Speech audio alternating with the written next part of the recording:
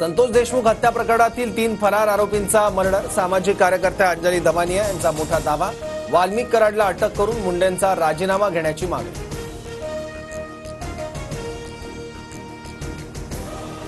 संतोष देशमुख हत्या प्रकरणी बीडमध्ये आज मूकमोर्चा। सर्वपक्षीय नेते रस्त्यावर उतरणार। मूकमोर्चा एसपी कार्यालयाऐवजी जिल्हाधिकारी कार्यालयावर धडकणार। बीडमधील अत्यावश्यक सेवा वगळता सर्व बाजारपेठा, शाळा, महाविद्यालय बंद। संतोष देशमुख हत्या प्रकरणी नागरिकांमध्ये संतापाची लाट। तर मस्साजोग गावही आज बंद। बीडमधली जनता न्यायासाठी रस्त्यावर उतरते। सरकार आरोपींना वाचवत असल्याची लोकांमध्ये भावना। राऊतांची प्रतिक्रिया।